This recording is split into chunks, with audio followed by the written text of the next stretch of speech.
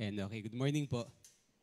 And pakingitian mo yung katabi mo. Sabi mo sa kanya, salamat sa Lord, nandito ka ngayon kahit maulan. Ayan, okay. Amen na po. Salamat sa Panginoon. At salamat rin sa Lord, nandito po yung mga kapatid po ni si Sir Connie po, yung kanyang kuya, yung tatay po ni Otep at yung ate ni Sir Connie po, yung buong kanyang pamilya. Ano po. Pwede bang welcome po natin sila at palakpakan po natin yung Lord sa buhay po nila. Ayan.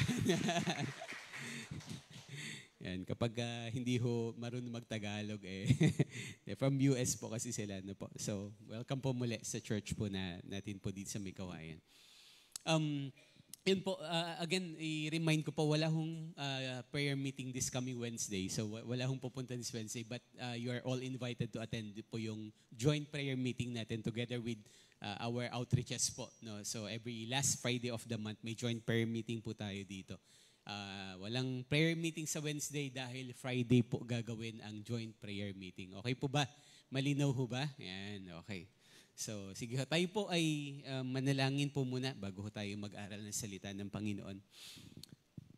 Panginoon, maraming salamat, Lord, sa panibago pong linggo na pinagkaloob niyo po sa amin upang kami po ay patuloy po na magkaroon ng pagkakataon na sambahin kayo, dakilain po kayo sa aming po mga buhay, Lord. At Lord, salamat rin po sa ulan, Panginoon. Salamat po dahil alam po namin na kailangan po ng bansa namin, ng mga magsasaka namin itong ulan na to, Panginoon. Lord, salamat sa pagpapala po na ito. And even, Lord, we also pray, God, na yung mga kababayan po namin na posible pong nababahaan naman po sa panahon pong ito, pinagpe-pray rin namin ang iyong pag-iingat, ang iyong pagpapala rin sa kanila, Panginoon. At even some of our members, Lord, na posible pong naapektuhan ng bagyo na to, Lord, we also commit them to you in prayer, Lord, na kayo po yung magbibigay ng proteksyon, kayo po yung magbibigay pa rin po ng kapayapaan sa kanila po mga puso, Panginoon. Ano man po yung kanilang sitwasyon, O Diyos. Salamat po at patuloy namin kayong iniimbitahan na amin po kayong maranasan, Lord, sa umaga pong ito. Hayaan niyo po, Ama, na ang iyong mga salita ay patuloy po na tumimos sa aming po mga puso. Ito po'y manatili sa aming po mga kaisipan. Ito po'y lumago at tumubo, O Diyos, at mamunga, Lord, sa aming pong spiritual na pananampalataya, O Diyos, sa araw-araw po ng aming po mga buhay, Panginoon. Salamat po. Patuloy naming dinideklara ang iyong kabutihan, ang iyong katapatan, at ang iyong kapangyarihan sa aming mga buhay, Lord, sa araw na to. Maging sila po, yung makapatiran namin na nanonood ka online ng service na to, Lord, we also pray na abutin niyo rin po sila, Panginoon, ng iyong kapangyarihan, Panginoon. Salamat po, O Diyos. Maingat po naming binabalik ang lahat ng pagpupuri, pasasalamat at pagdakila sa pangalan ng aming Panginoong Jesus. Amen. Sige ho, malakas na palakpak po para po sa Panginoon. Amen. Ayan, okay na po. Ang pag-uusapan po natin po ngayon, no, pag-pray niyo po ako na maunawaan ng mga pamangkin ko yung okay. Pag-pray niyo ako makapag-speak in tongues ako para makapag-English ng paunti-unti. Okay. Na po, ang pag-uusapan po natin po ngayong araw na ito, pinamagatan po natin the choice to rejoice. Sabihin nga natin the choice. Mas malakas, isigaw natin the choice. Sabihin natin to rejoice. Alam niyo po, ang isa ho sa napakagandang biyaya po ng Lord na pinagkaloob niya ho sa ating mga tao ay yung binigay niya tayo ng kalayaan na pumili or the freedom to choose. No, isa ho itong kasi hindi ko ma-imagine no po na ako ho ay bilang isang tao na parang isa akong robot na wala akong kakayanang pumili kung ano yung gusto ko. Sa totoo lang, we have so many choices. Ginagawa natin araw-araw. Yung kung anong damit na isusuot natin, ano yung kakainin natin. No, pero isa ho sa napakahalaga ho na dapat ho nating natututunan pong piliin is the choice to rejoice. No, ano man po yung bahagi ng buhay po natin, sana mas matutunan ho nating piliin na tayo po'y magkaroon ng kagalakan sa puso. No, dahil ito po'y bagay ho na dapat ho nating maintindihan, matutunan. Kasi bakit to? Hindi lahat po ng pagkakataon ng buhay natin, ika nga is always perfect 10 ng score. Hindi ho ganun eh. Tama ho ba? So para bang ngayon, di ba, hindi palaging maaraw, hindi palaging mahangin, tama ba? May mga time na maulan, mabagyo, at baha, hindi ho palaging ganun. So kapag nakadepende po yung ating pong kagalakan sa puso, yung desire to rejoice according to our circumstances in life, hindi ho palagi tayong magkakaroon ng kagalakan. So kailangan ho nating maintindihan dahil yan rin po ang tinuturo ng Bible na whatever the situations we have, dapat mas pinipili natin yung the choice to rejoice. Let's open our Bibles in the book of Romans, chapter 5, from verses 1 to 4. Romans chapter 5, verses 1 to 4, then tatalon po tayo ng verse 11 afterwards.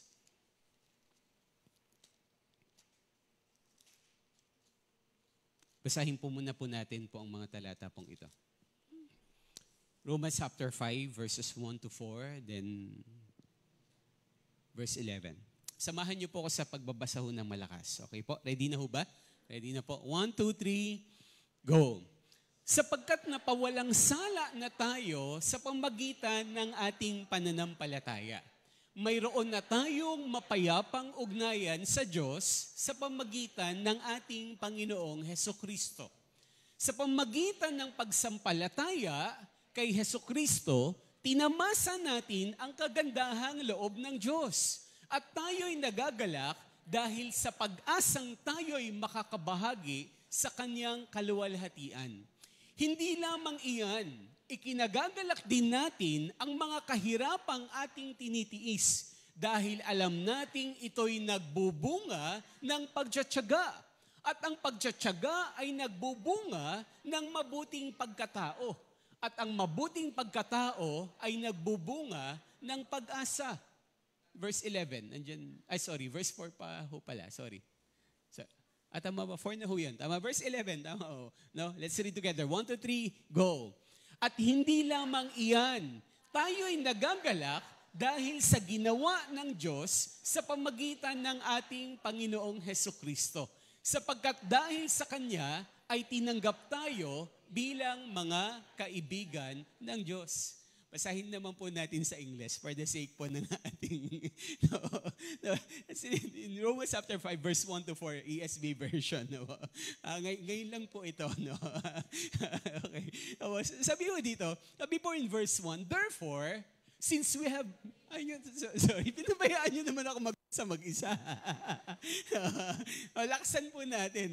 Okay, lalo na yung mga pamangkin ni Sir Connie. So sabi ko dyan, verse 1, let's read together. 1, 2, 3, go.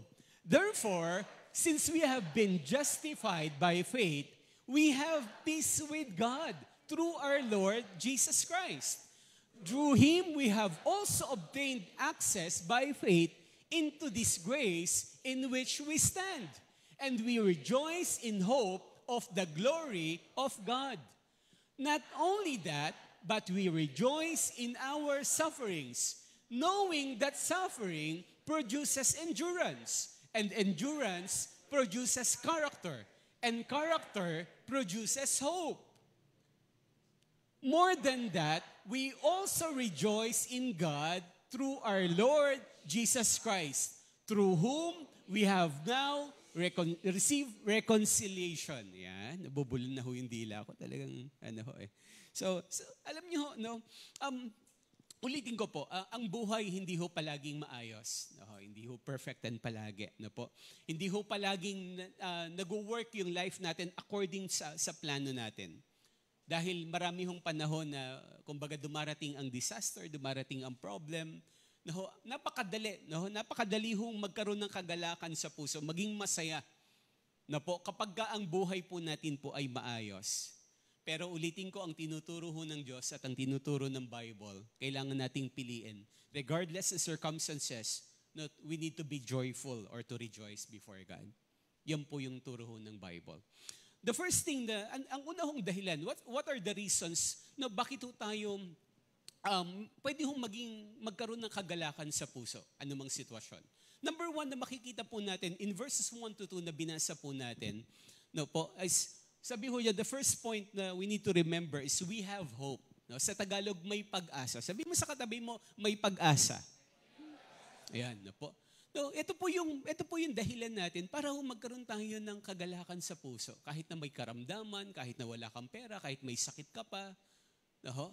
Kahit na para bang salungat lahat ng bagay na mayroon sa buhay mo, no, meron ho tayong pag-asa. No? Si Apostle Paul, na po pinapaliwanag niya, no, na sabi po in verse 1, the result of experiencing the grace of God is that we rejoice. No, kaya po balikan natin yung verses 1 and 2. Sa Tagalog na lang po. Balikan po natin verses 1 and 2. Sabi ho dyan, sapagkat napawalang sala na tayo sa pamagitan ng ating pananampalataya. No, pinatawad ng Lord yung kasalanan natin because of our faith in God. Kaya sabi rin dito, mayroon na tayong mapayapang ugnayan sa Diyos sa pamagitan ng ating Panginoong Hesukristo. No, naging ayos yung relasyon natin kay Lord. Dahil sa faith natin. Next, in verse 2, sabi, sa pamagitan ng pagsampalataya kay Hesukristo, tinamasa natin ang kagandahang loob ng Diyos. So ang bunga, the fruit of our faith, sabi doon, kagandahang loob ng Diyos. At tayo'y nagagalak, sabi sa Ingles, we rejoice because, so sabi tayo nagagalak dahil sa pag-asang tayo'y makakabahagi. So nabanggit ho doon yung pag-asa. Nabanggit ho doon yung hope. Isa ho sa bunga ng ating pananampalataya, meron tayong hope coming from God. Ano man yung sitwasyon ho sa buhay, may pag-asa ho tayo. Isa ho yan sa dahilan kung bakit ho tayo pwede hong maging magalak. No? Alam niyo po, no, bilang mga Kristiyano, wala hong sitwasyon na completely hopeless. Now, for a believer in God, no situation is completely hopeless before Him. Kailangan ho natin pong tandaan po yan. No? Alam niyo, tama po yung, di ba, may kasabihan nga na ang tao pwedeng mabuhay ng 40 days. Man can live for 40 days without food. No po? At sabi po, di ba, na ano pa ho yun? 3 days without water and 8 minutes without air. Pero sabi, di ba, hindi kayang mabuhay even for a single minute na wala hong pag-asa. No, napaka-crucial na napapanatili ho natin po yung pag-asa sa ating pong puso, sa ating nung pananampalataya ho po sa Diyos. Kaya alam niyo, meron hong nag-aaral ng 25,000 na prisoners of war during the World War II. No, alam niyo na ang isa ho sa conclusion nila, bakit nag-survive tong 25,000 po na ito. No, hindi lang ho sila dumaan ng giyera, naging bilanggo sila ng giyera. No, so hindi ho ito ganun kasimple. Pero na-survive nila yung World War II. Bakit? Ang common thing daw sa kanila, meron silang pag-asa. No, hindi nila binibitawan po yung pag-asa po nila. Kaya ang conclusion po nila, a person can handle almost anything if he has hope. No, kaya niyang hawakan, kaya niyang i-handle, kaya niya hong lampasan ang lahat ng bagay kapag meron ho siyang pag-asa. Alam niyo ho, lahat naman ng tao, most of the people naman, merong hope, may hope naman. Tama ho ba? Kaya lang, ang problema ho kung minsan, na po, yung pinagmumulan na kanilang pag-asa ay hindi ho nakabase sa mga solido hong bagay. Marami hong mga tao may pag-asa, pero ang kanila hong pundasyon ng pag-asa ay nasa mali hong mga bagay, mga temporary things. Katulad nung sabi ho, may mga ilang mga tao, ang hope nila nakabatay sa stock market. Ang hope nila nakabatay sa salary nila. No, some of the people nakabatay yung pag-asa nila sa kanilang good looks, sa kanilang maayos na trabaho, sa kanilang mabuting pamilya. Maganda ho lahat ng mga bagay na yan. Pero kung papansin niyo, kung dyan mo ibabatay ang pag-asa mo, lahat ng mga bagay na yan ay posibleng mawala tayo bigla. Kahit na pangganda ng trabaho. Na, tama ho ba? Napatunayan natin yan during the time ng pandemic. Tama ho? Na ang daming maaayos na trabaho, biglang nawala. No, mga stock market, biglang nagbagsakan. Mga salary na wala po. No, even part of the family members ay hindi ho yan permanent. Kaya po, we need to be reminded na we don't need to put our hope sa mga temporary things na yan. Dapat ho ang pag-asa ho natin nakabatay ho sa salita ho ng Diyos. Naintindihan ho ba? No po?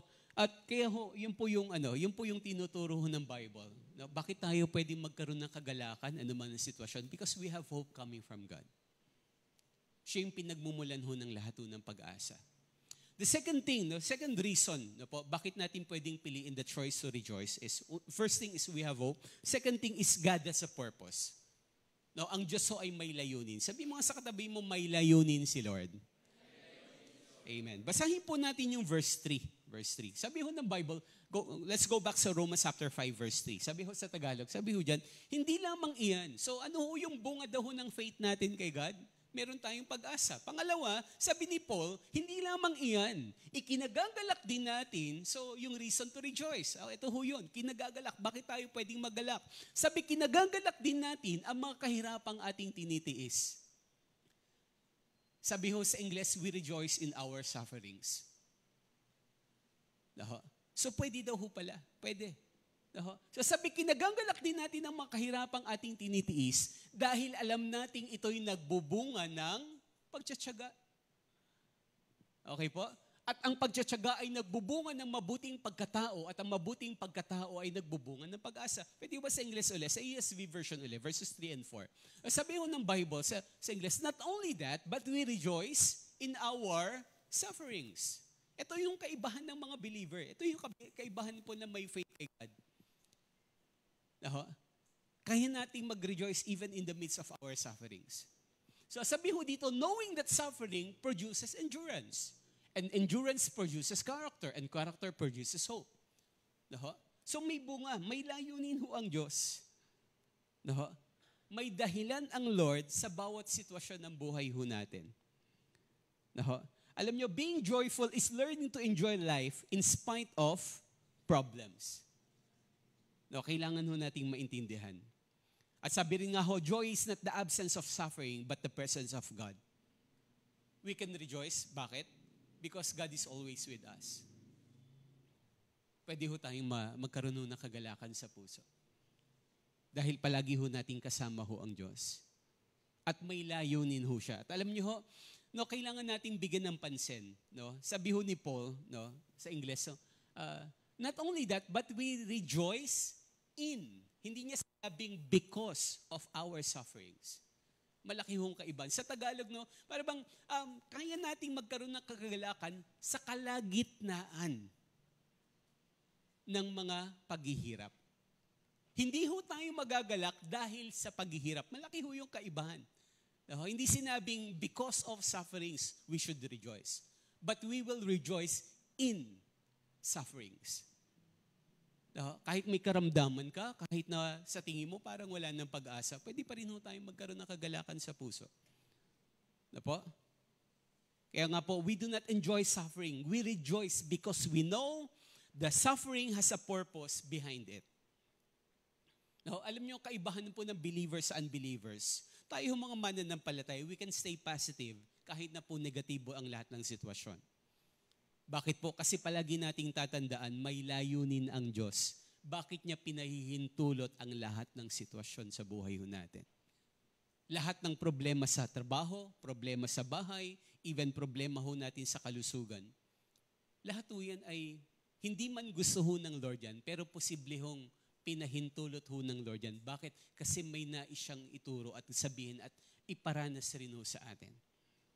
Kaya si Paul, makikita natin si Apostle Paul, di ba na very clear sa kanya Kayang-kaya niya mag-rejoice kahit na nasa kalagitnaan siya ng kulungan, siya ay binubugbog, siya ho ay pinipersecute, dahil sa kanyang pangangaral ng mabuting balita, makikita pa rin yung kanyang kagalakan sa puso. Kaya lumalabas yun, nagmamanifest yun sa mga sulat niya, sa mga writings niya, sa pag-encourage niya sa mga fellow believers. At alam niyo po, ako maniniwala akong nag-agree kayo na marami tayong pinagdaan sa buhay, lalo na yung mga may edad na dito, tama ho ba?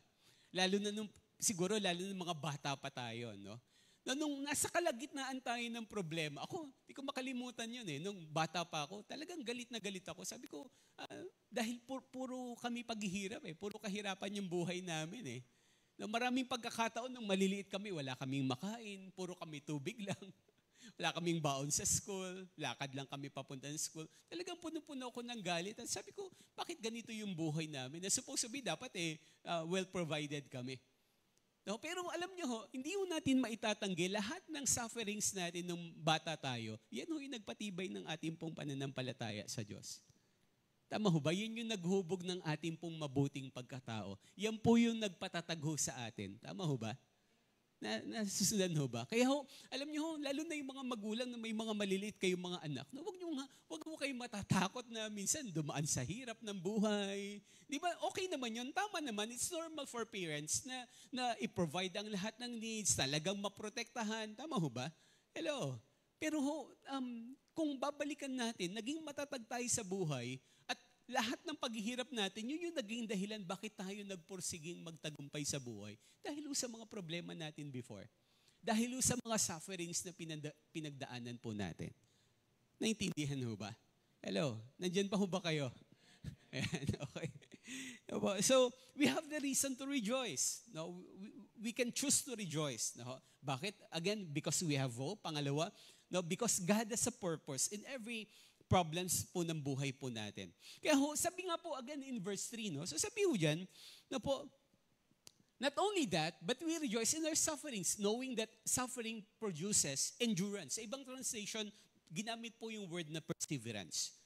No, ang ibig sabihin po ng perseverance or even the ability to endure, no po, is ability to handle pressure or never giving up. No? Yun po yung ibig sabihin po niya, no? Na hindi ka susuko. No? No? Na ang sabi ho dyan, no? Yung ating pagdurusa o mga problema o kahirapan na pinagdaraanan ay nagbubunga. Naintindihan mo ba? May bunga, may resulta. Sabi nga natin, nagbubunga. No? Kaya sabi ho doon, produces. Hindi ho nagsisira. No? Malaki ho yung kaibahan nun. No? No, may product, may bunga. No, lahat ho, no, lalo na sa mga mananampalataya, lahat ng paghihirap na dinaraanan natin ay hindi ho para sirain ho tayo. Kundi ho para lalo ho tayong magbunga. Susundan po ba? Kaya ho sabi niya, knowing that suffering produces endurance. And endurance produces character. Sa Tagalog nga huli, pakibalikan po yung pagkakasalin po sa Tagalog. Sabi ho dyan, hindi lamang iyan, kinagagalak din natin ang mga kahirapang ating tinitiis. No, bakit daw? Dahil alam nating ito'y nagbubunga ng pagtsatsaga. At ang pagtsatsaga ay nagbubunga ng mabuting pagkatao. At ang mabuting pagkatao ay nagbubunga ng pag-asa. No, alam niyo ho, no, kapag meron ho tayong pinagdaanan na matindi problema sa buhay at hindi ho tayo sumuko. Alam niyo yung ating pagkatao, yung confidence natin, lalo hong tumatatag. Naintindihan mo ba? Kaya ho, no, mas nagiging confident tayo na kapag may problema hong darating sa atin, kung babalikan natin yung mga pinagdaanan natin, nalampasan ko na rin yung ibang mga pagsubok ng buhay dati. Malalampasan ko rin ito ngayon. Naintindihan mo ba? So, alam niyo po, again, kung tayo ho ay mga Kristiyano, sabi nga sa Ingles, if you are a Christian, nothing comes into your life by accident. No matter what it is.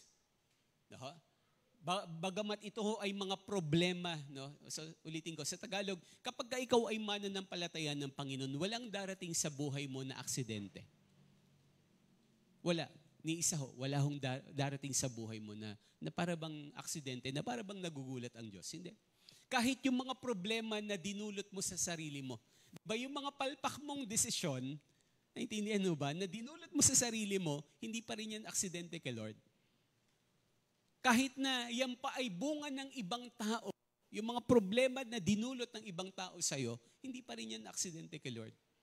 O kahit na po yung mga evil spirit pa or si Satan or yung mga demonyo pa na nagbunga ng masasamang bagay sa'yo, hindi pa rin ho yan aksidente po sa Diyos. No? Wala hong problema na darating sa buhay natin na hindi man ho kalooban ng Lord, pero lahat ho yan ay pinahintulutan po ng Diyos at minamatyagan ho yan ng Lord.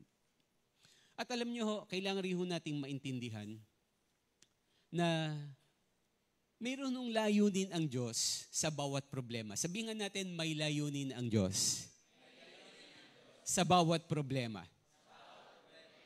Pero kailangan rin nating maintindihan na hindi ho lahat ng problema ay automatically nagdudulot ho ng perseverance, ng character, or ng hope.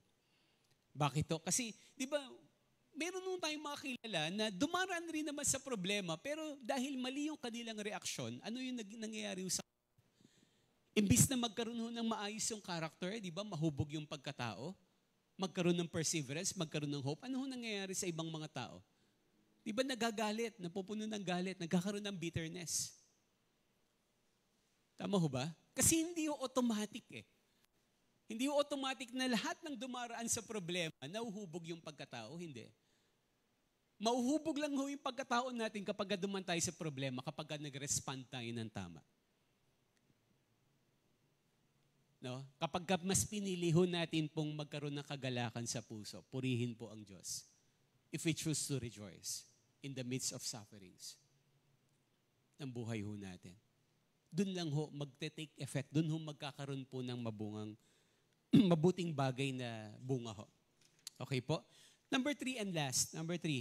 Sabi ho dyan, no? So what are the reasons for us to rejoice, to choose to rejoice? Ano ho yung una?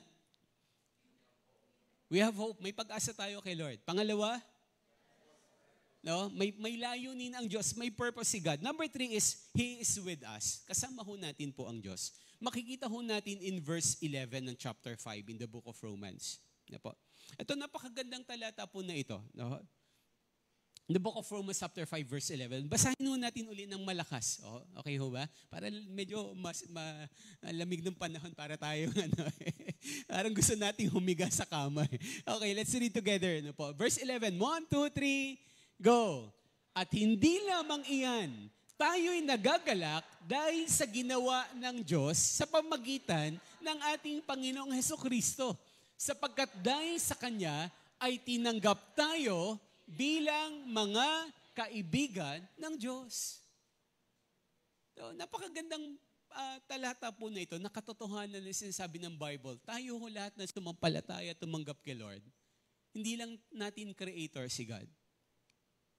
Sabi ng Bible, naging kaibigan pa natin ang Diyos. At ang friendship natin kay Lord will last forever.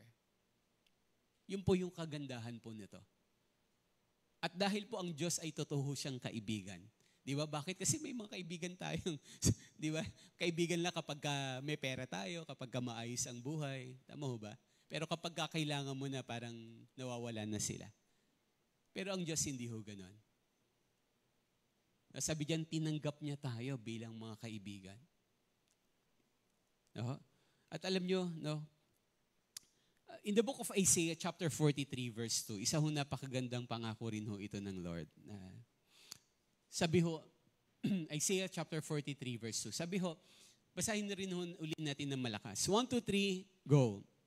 Kapag dumaan ka sa malalim na tubig, sasamahan kita.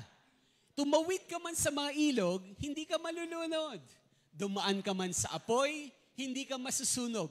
Hindi ka matutupok. Si Lord po ang nagsabi ho niyan. Basahin po natin sa English, in Isaiah chapter 43 verse 2. Sabi, when you pass through the waters, I will be with you. And through the rivers, they shall not overwhelm you. When you walk through the fire, you shall not be burned. And the flame shall not consume you. Alam mo yung keyword po dyan ay yung I will be with you. No, sabi ng Lord, yun po yung pinakamahalaga ho dyan. Kasama mo ako. Kasamahan kita. Hindi kita iiwan. No? Yun ho yung napakagandang pangako ng Lord. Pwede bang tapikin mo yung katabi mo, kasama mo si Lord, kapatid? Sabi mo sa kanya, hindi ka iniiwan ni Lord. No? No? Kaya po, sabi ko, kailangan meron ho tayong kapayapaan, pananampalataya sa Diyos na ano man ho yung pinagdaraanan natin. Hindi ho tayo iiwan po ng Panginoon. Hindi ho natin pagdaraanan ng mag-isa ang mga problema, mga pagsubok, ang mga karamdaman ng buhay. Hindi ho natin pagdaraanan ho yan ng mag-isa. Posibleng maaaring hindi natin makasama ang ilang mga kaibigan, mahal natin sa buhay. Pero ang pangako ng Lord na kailangan natin panghawakan ay sasamahan niya tayo. No po? So how to apply the choice to rejoice? Number 1 is, panuhon natin po ito, we need to develop the attitude of gratitude. No, yung pagiging mapagpasalamat ho sa Diyos. Kaya po in the book of 1 Thessalonians chapter 5 verse 18, sabi pa rin po ni Apostol Pablo, sabi diyan, at magpasalamat kayo sa Diyos sa lahat ng pagkakataon. Sapagkat ito ang kalooban ng Diyos para sa inyo, sa inyong pakikipag-isa kay Kristo Jesus. Sa Ingles, pakibasa nga ho natin. Sabi diyan, give thanks in all circumstances, for this is the will of God in Christ Jesus for you. Paulit-ulit pa rin. No? Talagang si Apostle Paul, very clear siya ng pagbibigay ng salita. Sabi diyan, no, in all circumstances, sa lahat, sa kalagitnaan ng lahat ng kaganapan sa buhay natin, pwede tayong magpasalamat ho sa Diyos. Tama ho ba? Na mas masarap yung kasamang marunong magpasalamat. Tama po? Kaysa yung kasamang palagi hong mareklamo. At si Lord, kung kasama natin siya palagi, mas natutuwa siya, mas nag-e-enjoy siya na samahan tayo kung palagi tayo nagpapasalamat sa Kanya. Kaysa nagre-reklamo ho tayo sa Diyos. Tama ho ba? Palagi nating i-remind ang sarili natin. Minsan kasi kahit na nagpe-pray tayo, palaging hindi prayer, reklamo, Lord, ano ba naman to? Bakit ganyan? Bakit ganon? No, nung mainit, ano ba yan, Lord? Init. Ano ba yan, Lord? Ang ulan. Hindi na humaintindihan ng Diyos yung gagawin niya. No? So, we need to develop the attitude of gratitude po. At alam niyo, sabi daw ng mga psychologists, gratitude is the healthiest emotion na pwede magkaroon ng tao. At ang grateful people, they are the happiest people. O yung marunong magpasalamat, sila ho yung masayahin ng tao. No. Alam nyo, we need to start expressing our gratitude po. No, baka pinapaalalahanan tayo ng Lord ngayon na pasalamatan yung mga tao by writing a small note, yung mag-message sa messenger or via text message or tawagan po. Dito ho natin mapapakita po yung ating pong pagpapasalamat. Po. And even also yung by singing, start singing praises to God bilang pagpapasalamat ho sa Diyos. Doon natin may express yung ating pong pagkakilala sa Kanya. No, pag-appreciate ng lahat ng ginagawa niya. Kaya tayo umaawit rin kay Lord. Hindi lang po bilang pag-worship, but even as our expression of gratitude for God, sa Lord, na lahat ng mga bagay na ginagawa niya ho sa atin. No, at dito ho magsisimula the choice to rejoice. No? By developing the attitude of gratitude. Number 2 is by cultivating inner joy by giving. No? Yung pagbibigay. Alam nyo, magiging masaya ka kapag marunong ka magbigay. No? Mapupuno ka lalo ng kagalakan sa puso kapag ikaw ay nagiging daluyan ng pagpapala. No, kaya wag ho tayong matatakot. No? Kapag ikaw nakakaramdam ka ng parabang nade-depress ka na ikaw ay nalulungkot or sometimes perhaps na nagiging hopeless ka. No? Matuto ka magpasalamat. Pangalawa, matuto kang magbigay. Mararamdaman mo, mapupuno ka ng kagalakan sa puso. Then number 3 and last is we need to develop, we can develop inner joy by service or by ministry. Sa paglilingkuran. Sabihin mo sa katabi mo, maglingkod tayo kay Lord. Parang humina na. Humina na. No, alam nyo, isa rin sabi, the happiest people are usually too busy serving and helping others. No, yung masasayahin daw hong tao, sila yung sobrang abala na naglilingkod at tumutulong sa iba. Naintindihan mo ba? At si Jesus, nag-set siya ng example. Sabi niya, di ba, hindi siya naparito para paglingkuran, kundi maglingkod. Kaya tayong mga anak ho ng Diyos, mas nagiging kamukha tayo ng Lord kapag naglilingkod tayo sa Kanya. Naintindihan mo ba? No, mas nagiging kamukha natin ng Lord kapag natuto tayong maglingkod at tumulong po sa ibang tao. Sabi rin nga joy comes as we get our focus off of ourselves and concentrate on helping others. Kasi alam niyo ho, ang kultura ho natin, palagi hong tinuturo ng kultura sa lahat ng commercial, advertisements, mga kanta, lahat. No? Live for yourself and forget about others. Yan po yung tinuturo ng culture eh. Pero hindi ho yan ang tinuturo ng Bible. Ang tinuturo ho ng Bible, mabuhay ka para sa Diyos, then para sa ibang tao. No, kaya nga ano sabi ng Bible, we should learn how to deny ourselves eh. Kailangan ho nating matutunan ho unti-unti. Naintindihan ho ba? Hello, nandyan ho ba kaya? Nandyan pa ho ba? We need to choice. We need how to choice to rejoice. Learn how to choose to rejoice. Na susundan po. Alam nyo, as I end, no, hindi ko alam kung naisama ko yung Psalm 103, verse 1 and 2. Kung dala nyo yung Bible niya, samahan nyo na lang po ako. Nakalimutan kong isama. In Psalm 103, verses 1 and 2, kaya ang ganda rin nung kinata natin, no? We have the reason to praise God. Hindi ho tayo mauubusan ng dahilan para ho purihin ang Diyos. Tama ho ba? Para sambahin ang Diyos.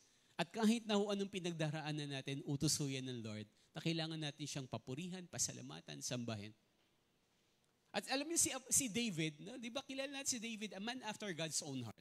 Kaya ganun na lang po yung favor at blessing ng Lord kay David, no? From being a shepherd boy na naging king ng palasyo, ng palace. Bakit? Kasi alam niyo si David, alam niyo ho na marunong ho siyang magpuri ho sa Diyos, pasalamatan ng Diyos. May kagalakan siya sa puso, ano man po yung pinagdaraanan niya. At isa ho sa nasulat niya hong awit in the book of Psalm 103 verses 1 and 2. Samahan niyo ako sa Bible niya. Napakaganda ho nito. Kasi David natutunan niya hong utusan yung kanyang sarili. No? Kaya ho sabi, di ba, may song rin na Bless the Lord, O my soul. No? No, ang ibig sabihin nun, si David, kahit na hindi niya feel na magpuri kay Lord, inuutusan niya yung kaluluwa niya. No? He's commanding his soul to bless God. Kahit ano man yung situation. At kailangan ho nating matutunan yan. No, kaya sabi niya, bless the Lord, oh my soul, bless God. He's commanding his soul to worship, to bless the Lord at all times. No, sabi ho sa Tagalog, no, ayan, sa English ho muna, verses 1 and 2, let's read together. Pwede ho bang tumayo na ho tayong lahat? And we invite the worship team na tulungan ho tayo again magpuri sa Lord. By the way, no, a trivia lang. Alam niyo, ang Bible ho ay meron hong 31,102 verses ang King James na Bible. 31,102 verses. At alam niyo, ang Psalm 103 verses 1 and 2, ito po yung two middle verses ng buong Bible. Ito ho yung kalagitnaan. Two middle verses ng buong Bible. No? Verses 1 and 2. No, may 15,550 verses before niyan and after ng verses 1 and 2. Kaya alam nyo, naniniwala ko, hindi aksidente po ito. Tama ho ba? Na ito ho yung pinahintulot ng Diyos na magihong sentro, maging kalagitnaan ho ng buong Biblia. Na matutunan ho ng mga taong nagtitiwala sa Diyos at nagbabasa ng Bible to bless the Lord at all times. No matter what the circumstances or situations in life. Kailangan ho nating matutunan nung purihin po ang Diyos. Na dun ho tayo mag-uumapaw yung kagalakan sa puso ho natin para malampasan ang lahat ng mga pinagdaraanan natin sa buhay. Again, let's read together. We invite the worship team na tulungan tayo magpuri sa Lord bago tayo mag-pray. Let's read together na po in a loud voice. 1, 2, 3, go! Bless the Lord, O my soul, and all that is within me. Bless His holy name. Bless the Lord, O my soul, and forget not all His benefits. Sa Tagalog, basahin rin po natin. Malakas yung basahin natin. 1, 2, 3, go. Si Yahweh ay papurihan, O aking kaluluwa, at lahat ng nasa aki magsipagpuri sa Kanya. Purihin mo sa tuwina ang banal na ngalan niya. It's a command na tinuturo ng Bible sa atin. Kailangan ho nating matutunan nung purihin ho ang Diyos. Ano man ho yung ating pinagdaraanan. Naintindihan mo ba? Pwede bang malakas natin nung palakpakan po ang Panginoon? Hallelujah, God. Jesus, we worship you. We honor you. Father, we give you the highest praise. We give you all the glory, Lord, Panginoon. Hallelujah, Jesus. Sambahin po kayo, Panginoon. Kinikilala po namin ang inyong pangalan, O Diyos. Tunay po na kayo ang pinagmumulan ng kagalakan sa aming pong puso. Kayo po ang aming pong pag-asa, O Diyos. Kayo po ang nagbibigay ng kalakasan ng tagumpay sa amin, Panginoon. Kinikilala po namin kayo. Lord, tulungan niyo po kami na piliin pong Lord, maging magalak, O Diyos, sa anumang bahagi ho ng buhay po namin. May problema man kami, may karamdaman man, may pangangailangan man, Lord, may bagyo man, O Diyos, maulan man ang panahon, Lord, help us, O God, to choose to rejoice before you, God. Hallelujah, we worship you. We honor you in this place. Sige po, awitan po natin po ang Panginoon. Atin po